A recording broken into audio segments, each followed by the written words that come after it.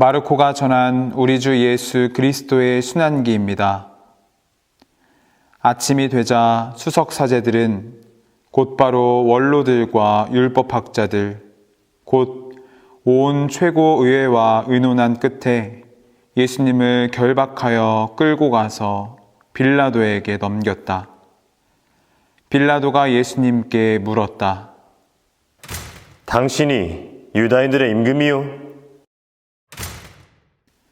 예수님께서 대답하셨다. 네가 그렇게 말하고 있다. 그러자 수석사제들이 여러 가지로 예수님을 고소하였다. 빌라도가 다시 예수님께 물었다. 당신은 아무 대답도 하지 않소.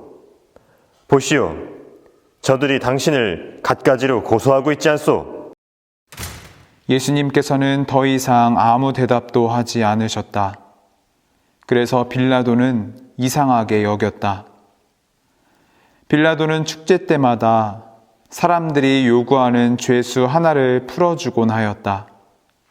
마침 바라빠라고 하는 사람이 반란 때에 살인을 저지른 반란군들과 함께 감옥에 있었다. 그래서 군중은 올라가 자기들에게 해오던 대로 해달라고 요청하기 시작하였다. 빌라도가 그들에게 물었다. 유다인들의 임금을 풀어주기를 바라는 것이요? 빌라도는 수석사제들이 예수님을 시기하여 자기에게 넘겼음을 알고 있었던 것이다. 그러나 수석사제들은 군중을 부추겨 그분이 아니라 바라빠를 풀어달라고 청하게 하였다. 빌라도가 다시 군중에게 물었다. 그러면 여러분이 유다인들의 임금이라고 부르는 이 사람은 어떻게 하기를 바라는 것이요? 그러자 군중은 거듭 소리 질렀다. 십자가에 돌아가시옵소서! 십자가에 돌아가시옵소서! 빌라도가 그들에게 물었다. 도대체 그가 무슨 나쁜 짓을 하였다는 말이오? 군중은 더욱 큰 소리로 외쳤다. 십자가에 돌아가시옵소서! 십자가에 돌아가시옵소서! 그리하여 빌라도는 군중을 만족시키려고 바라빠를 풀어주고 예수님을 채찍질하게 한 다음 십자가에 못 박으라고 넘겨주었다. 군사들은 예수님을 뜰 안으로 끌고 갔다. 그곳은 총독 관저였다. 그들은 온 부대를 집합시킨 다음 그분께 자주색 옷을 입히고 가시관을 엮어 머리에 씌우고서는 이렇게 말하며 인사하기 시작하였다. 또 갈대로 그분의 머리를 때리고 침을 뱉고서는 무릎을 꿇고 엎드려 예수님께 절하였다. 그렇게 예수님을 조랑하고 나서 자주색 옷을 벗기고 그분의 겉옷을 입혔다. 그리고 예수님을 십자가에 못 박으러 끌고 나갔다. 그들은 지나가는 어떤 사람에게 강제로 예수님의 십자가를 지게 하였다. 그는 키레네 사람 시몬으로서 알렉산드로스와 루포스의 아버지였는데 시골에서 올라오는 길이었다. 그들은 예수님을 골고타라는 곳으로 데리고 갔다. 이는 번역하면 해골터라는 뜻이다. 그들이 모략을 탄 포도주를 예수님께 건넸지만 그분께서는 받지 않으셨다. 그들은 예수님을 십자가에 못 박았다. 그러고 나서 그분의 겉옷을 나누어 가졌는데 누가 무엇을 차지할지 제비를 뽑아 결정하였다. 그들이 예수님을 십자가에 못 박은 때는 아침 9시였다. 그분의 죄 명패에는 유다인들의 임금이라고 쓰여 있었다.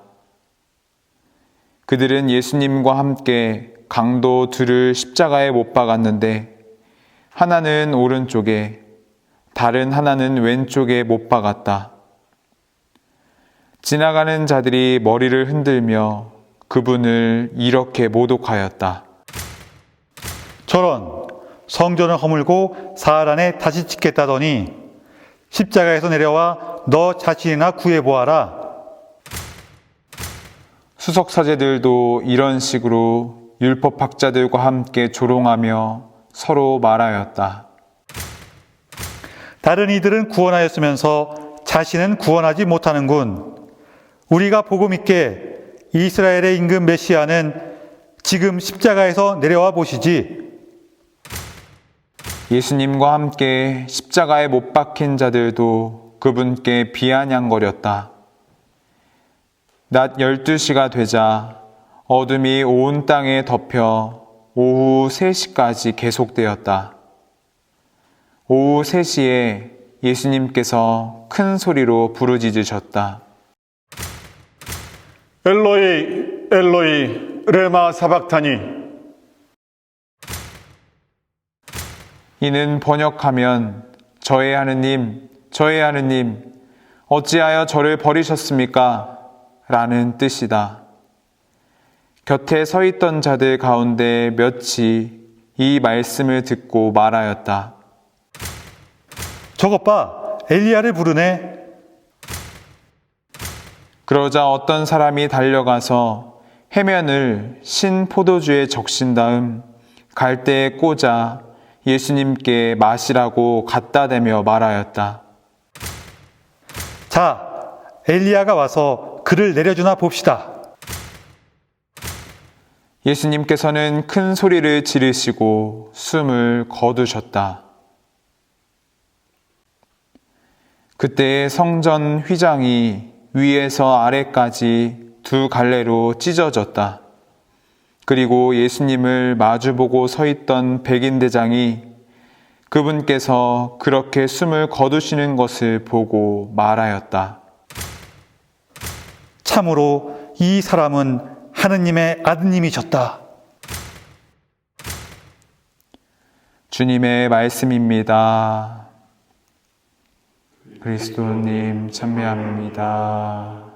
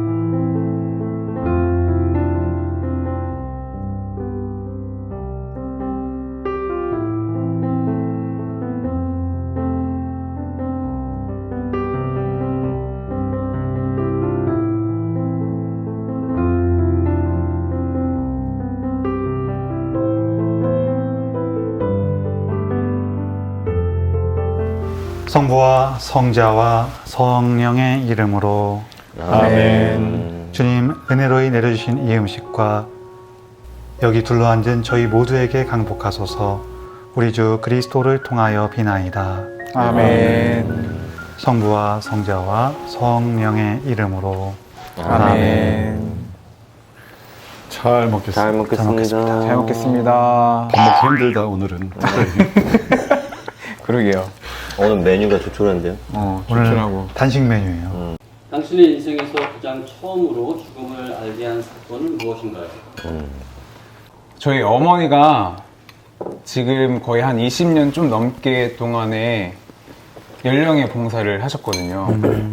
근데 그래서 너무 자연스럽게 죽음에 대해서 많이 들었던 것 같아요. 그 어머니가 연령에 처음 시작할 때 당시에 그 문화가 장례식장 문화가 아니었잖아요. 그 당시는 집에서 많이 했었대요. 네. 새벽에 전화 받고 가시기도 하고 돌아가셨다고 하면은 가서 수세 걷어주시고 수시라고 하죠. 수시 걷어주시고 그리고 또 집에 오시고 막 그런 것들을 많이 보면서 아 이제 사람의 죽음이 뭘까라는 것도 생각을 했었고 어머니가 많이 그런 이야기를 해줬어요.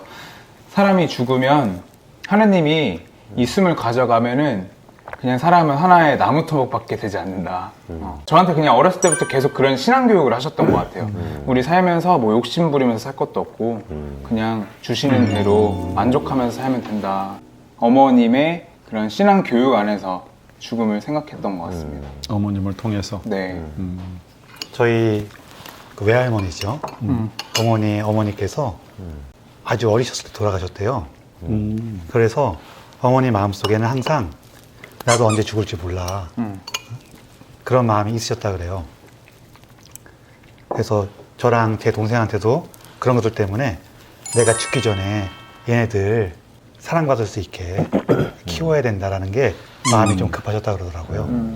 그래서 그런 것들 때문에 그게 좀 전해졌는지 제가 어릴 때 이제 가끔 어머니 주무시고 계시거나 그러면은요 가서 이렇게 숨소리를 들어 돌아가셨나 싶어갖고 그래서 그런 어머니가 그런 얘기를 종종 하셨나 봐. 어렸을 때. 내가 죽을지 몰라 이런 얘기는 안 하셨는데요. 그냥 그런 불안이 그냥 전해진 것 같아요. 어머니 지금도 살아계시거든요. 저희가 그 신부되고 나서 가끔 얘기하셨는데 뭐라고 하시냐면은 아 내가 이렇게 오래 살 줄 알았으면은 그때 조금 더 천천히 여유 있게 해도 될 걸 그랬어. 그런 얘기를 좀 하세요 요즘에는. 나는 그냥 어렸을 때부터 죽음을 많이 동경했어.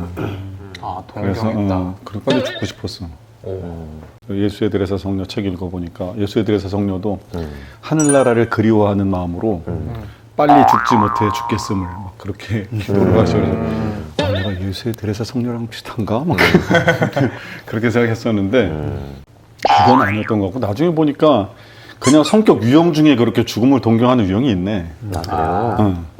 죽을 뻔한 경험도 꽤 있고 어렸을 때부터 뭐 저수지에 빠져 죽을 뻔한 경험도 있고 뭐 다른 뭐 교통사고 나서 그런 경험도 있고 그러다가 결정적인 게 지금부터 한 20년 전에 중국에 이제 선교하러 갔는데 처음으로 한 5일 후에 그 성당에 갔는데 성당이 너무 추운 거야. 2월 달에 갔는데 성당 안에 난방을 안 해. 돌로 지은 성당인데 난방을 안 해. 진짜 춥겠다. 네, 그 당시만 해도 장춘이 영하 20도에서 30도 왔다 갔다 하는 데였거든.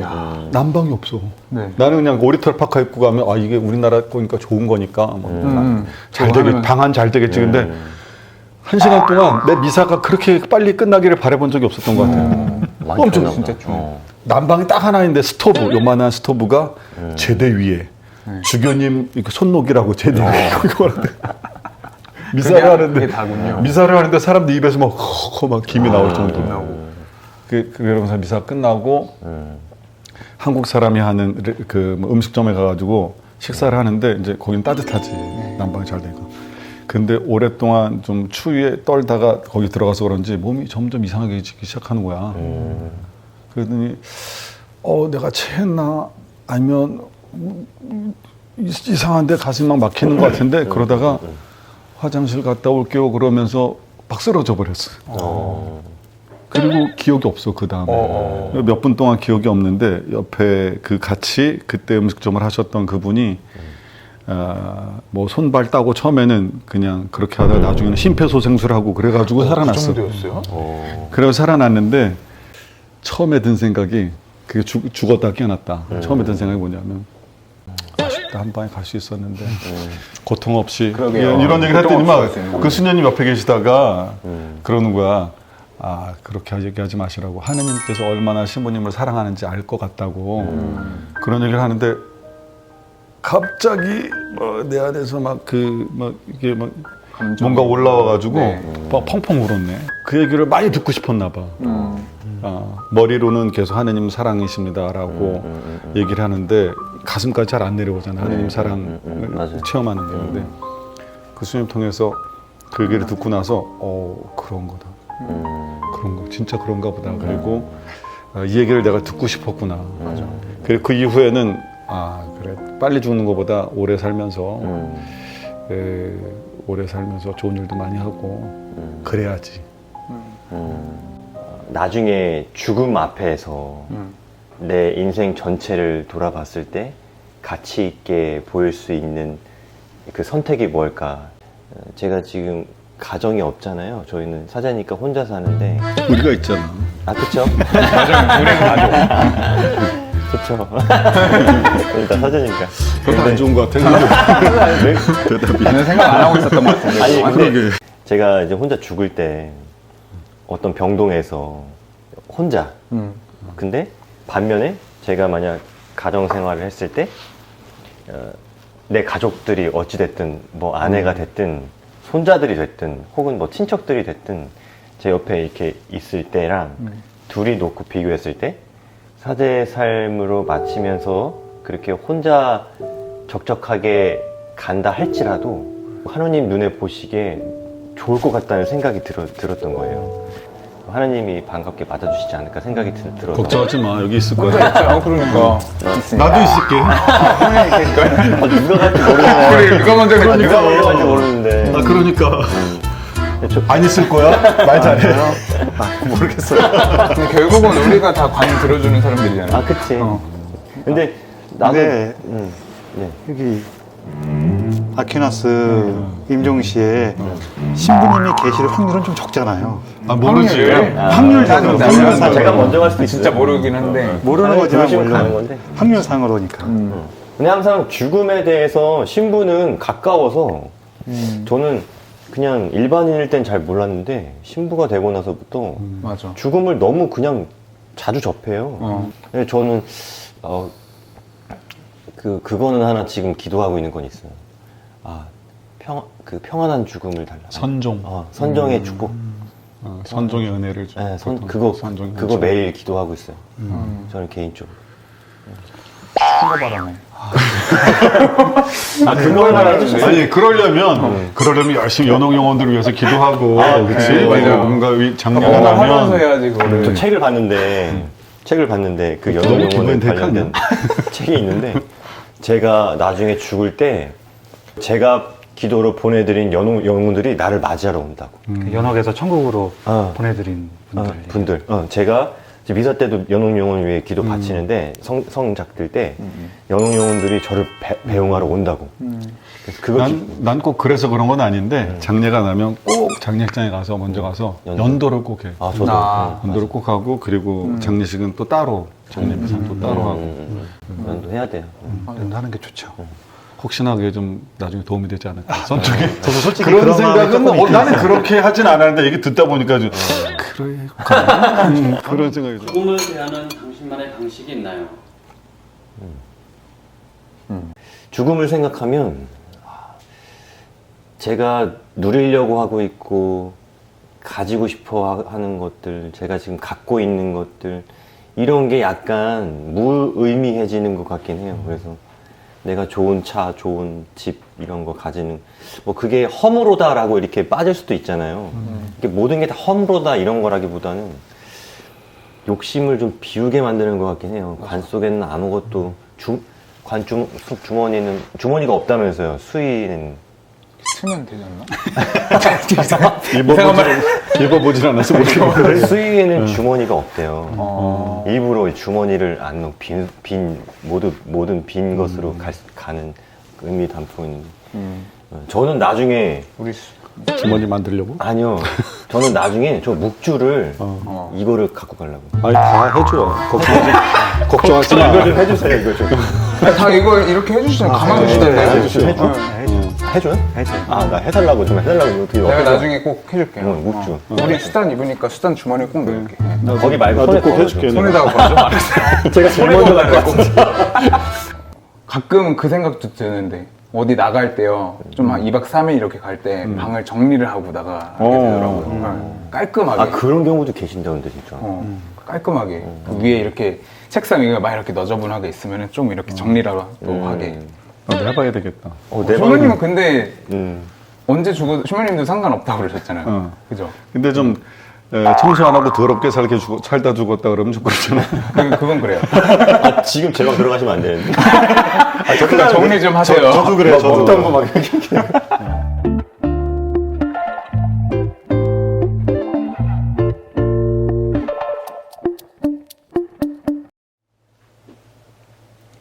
자, 순서 없이 자유롭게. 오른쪽으로 돌아가면서. 자유롭게 돌아가면서. 제가 먼저 할게요. 제가 좀 가벼울 것 같으니까요. 순환복음이어서 조금 이렇게 얘기하는 게 부담스럽긴 한데, 제가 신학생 때 그때는 잘 몰랐는데 나중에 보니까 제가 그때 몸이 좀 안 좋았어요. 그러다 보니까 기도 시간이건 미사 시간이건 계속 조는 거예요. 하도 졸아갖고 네. 나랑 똑같네. 나는 몸이 좋았는데도 하도 조니까 옆에 있던 친구가 보다 못해 저에게 물어봤어요. 야, 너 왜 이렇게 자는 거야? 이렇게 물어보더라고요. 나는 나 주보 성인을 너무 존경해서 그렇게 얘기를 했더니 그 친구가 뭔 소리야? 이러더라고요. 성경에 나오잖아. 예수님께서 말씀하셨다. 베드로야, 아직도 자고 있느냐? 그걸 잔다고. 우리가 오늘 짧은 복음을 읽기 때문에 나오진 않지만 긴 복음에 보면은 시몬아 아직도 맞아요. 자고 있느냐 이렇게 나오거든요. 저는 그래서 물론 제가 말이 많은 것도 있지만 강론하거나 교육하거나 할 때 절대로 정말 절대로 조는 사람한테 뭐라고 안 해요. 건드리지 않는다. 맞아. 왜냐면은 제가 졸았잖아요. 그러니까 그게 있어요. 사람이 잘하지 못하면은 너그럽게라도 해야지. 그런 부분이 있어서 저는 시몬아 아직도 자고 있느냐? 그리고 잘 때는 죄도 안 짓는다고 하던데. 맞아. 맞아. 맞아. 나는 오늘 복음 구절에서 부르짖으셨다. 엘로에 레마 사박타니 하고 부르짖으셨다. 근데 부르짖으셨다라는 그 구절이 마음에 와닿았는데 그냥 뭐 나의 하느님 뭐 어쩌여 저를 버리셨습니까? 이게 시편 22편에도 나오고 뭐 문학 그 신학적으로 예수님께서 전체 하느님을 신뢰하는 가운데 나온 거라고 뭐 이렇게 얘기도 하고 그리고 이제 순환복음 읽으면 막 이렇게 폼나게도 엘로이 맞아. 레마사 이렇게 하는데 그게 아니라 진짜 부르짖으시는 거야. 거기서는 절규하시는 거잖아. 근데 이건 아닌데. 그래서 한번 성주주일이나 성금요일에 이 복음을 읽으면 진짜 소리를 딱 질러봤어요. 엘로이! 그랬더니 본당 신자들이 다 놀래요. 진짜 깜짝 놀라겠는데요? 그죠. 근데 일부러 좀 하고 싶었어요. 왜냐하면 계속 내가 사람들한테 예수님처럼 기도하시라고 그냥 원망하고 싶으시면 원망하시라고 하느님을 그 용서 안 되는데 용서하게 해주십시오. 기도하지 마시고 용서가 안 됩니다. 용서가 안 돼서 미치겠습니다. 라고 기도하시라고. 근데 이게 안 들어가네. 사람들이 너무 오랜 동안 그냥 용서하게 해주십시오라고 기도해야 된다고 이렇게 해서 그렇게 많이 이야기하던 게 생각이 나서 부르짖으셨다. 그냥 폼나게 말씀하신 게 아니라 그냥 절규하신 거다. 부르짖으신 거다. 그렇게 기도하시라. 우리 마음속에 있는 것들을. 저는 베드로가 더욱 힘을 주어 말하였다. 이거 대목인데 살면서 뒤통수 맞아본 적 없으세요? 배신? 배신? 맞아본 어떤 적도 있고 그런 믿었던 사람이 나에게 준 어떤 큰 상처를 제가 받아본 기억이 있는데 그런 어떤 배신의 행위에 대해서 정말 크게 상처가 다가오더라고요. 저한테 깊이. 베드로와 이 하느님, 예수님과의 어떤 그 관계 안에서 예수님이 베드로를 얼마나 사랑하고 얼마나 믿었고 얼마나 그렇게 최고의 으뜸제자로 애지중지 했는데 베드로가 결국 나는 모르오라고 이렇게 얘기를 하잖아요. 그런데 저는 오늘 복음에는 안 나오지만 그때 예수님과 눈이 마주치는 그 장면이 루카복음에 있어요. 루카복음에 있어요. 영화에 정확하게 예수님의 눈이 딱 맞아 들어가는 게 있어요. 배신의 그 모든 행위를 알고 있음에도 불구하고 어찌 처신하지 않으시고 그저 그 눈빛 하나로 그게 저는 모르겠어요. 그게 용서의 눈빛인지 저는 거기까지 가고 싶지 않아요.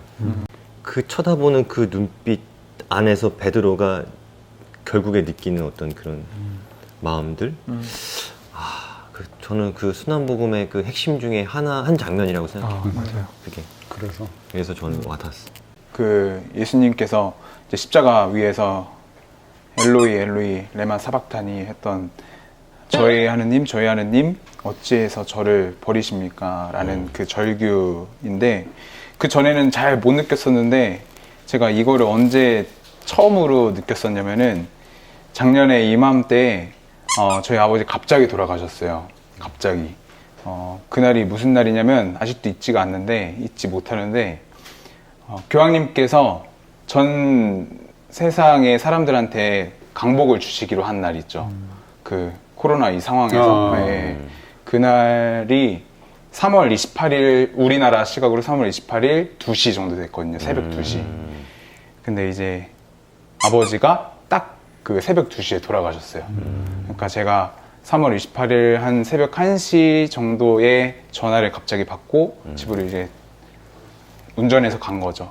갔고 집으로 간 게 아니라 병원으로 갔는데 이제 진짜 아무것도 믿어지지가 않는 거예요. 갑자기라서 너무 갑자기라서 가서 제가 어머니는 완전히 그냥 땅바닥에서 땅 치고 있고 울고 계시고 그래서 저는 응급실 안으로 딱 들어가서 진짜 믿기지가 않는 거예요. 아니었으면 좋겠다 해서 들어가자마자 이렇게 보가 있잖아요. 보를 이렇게 딱 걸었더니 아버지가 맞는 거죠. 그래서 그냥 현실을 살아가는 것 같지가 않더라고요. 운전해가지고 지금 있는 본당으로 오는데 그때 이제 막 터지는 거예요. 도대체 이런 일이 저한테 지금 왜 벌어졌는지 이해가 가지 않는 거고 막 그렇게 해서 장례를 이렇게 막 치르게 되었는데 우리가 가지고 있는 이 부활 신앙이 없으면 우리는 살아갈 수 없겠다라는 생각을 많이 하게 되더라고요. 네, 진짜로요. 그리고 어머니도 그 말씀을 그대로 하셨었고요. 우리 신앙이 나를 살게 한다. 신앙 없었으면 이미 나는 제정신이 아니었을 것 같다라는 말씀을 하셨는데 내가 이렇게 갑작스럽게 떠나가는 사람을 둔 부모님이나 아니면 자녀들에게 더 많이 공감을 하고 그 아픔을 많이 나눌 수 있겠다라는 생각도 하게 되더라고요. 그치. 그런 아픔을 서로 나누는 신부로 살아가야겠다라는 마음으로 지내고 있습니다.